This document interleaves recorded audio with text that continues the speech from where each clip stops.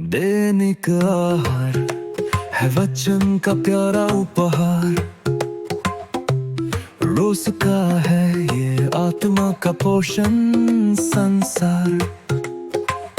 हर शब्द में छुपी है ईश्वर की पुकार। आओ सुनो समझो जीवन में लाओ प्यार।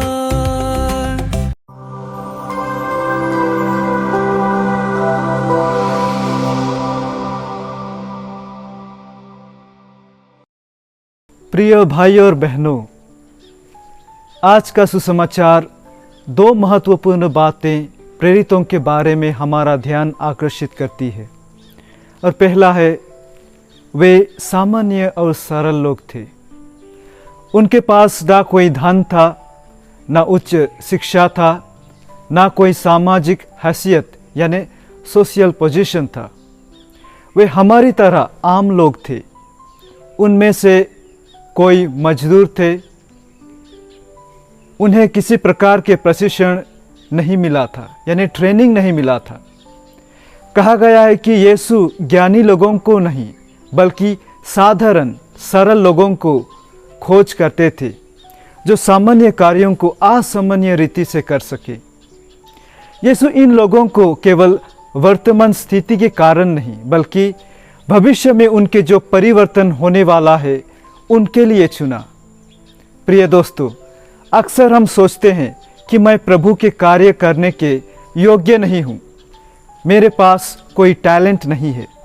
लेकिन जब हम हमारे छोटे छोटे चीज़ें टैलेंट यीशु को अर्पित करते हैं, यीशु उसे महान बना देता है। और दूसरा है, यीशु के प्रेरितों के बीच एक असामान्य मिश्रण था। वे अलग अलग स्तर के लोग थे। उदाहरण के लिए संत मत्ती एक कर संग्रह करने वाला व्यक्ति था और यहूदी लोग मत्ती को एक देशद्रोही मानते थे क्योंकि वह रोमी लोगों के लिए काम करता था। दूसरी ओर था सिमोन कनानी, जिसके बारे में लूकस के सुसमाचार अध्याय 6 वाक्य 15 में लिखा गया है। सिमोन जो उत्साही कहलाता है, अंग्रेजी में उसे जेलेट्स कहा जाता है, जो यहूदियों का एक चौथा दल कहलाता है। अन्य 3 दल थे, फरीसी, सदुकी और एसेन। तो उत्साही लोग कहते थे केवल ईश्वर ही उनका राजा है और प्रभु है, और वे स्वतंत्रता के लिए अपना प्राण देने को भी तैयार थे।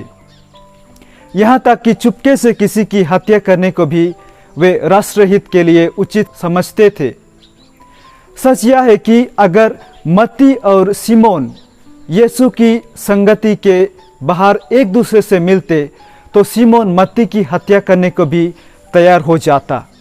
लेकिन यीशु की उपस्थिति में दो शत्रु आपस में प्रेम करना सीखते हैं, एक दूसरे के साथ जीना सीखते हैं और हमें एक उत्तम उदाहरण प्रस्तुत करते हैं। आधुनिक युग में अक्सर हम देखते हैं कि धर्म, जाति, भाषा इत्यादि लोगों को अलग कर देता है, लेकिन यीशु की उपस्थिति लोगों को जोड़ने का माध्यम बनता है। आज हम प्रार्थना करें कि यीशु हमें पवित्र आत्मा की शक्ति से भर दे, जैसे वह अपने प्रेरितों को दिया था, ताकि हम हमारे समाज में, हमारे समूह में और जहाँ कहीं भी हम निवास करते हैं, वहाँ हम शांति और एकता बनाए रखने के लिए माध्यम बन सकें। आइए हम इस कृपा के लिए प्रार्थना करें। आमीन।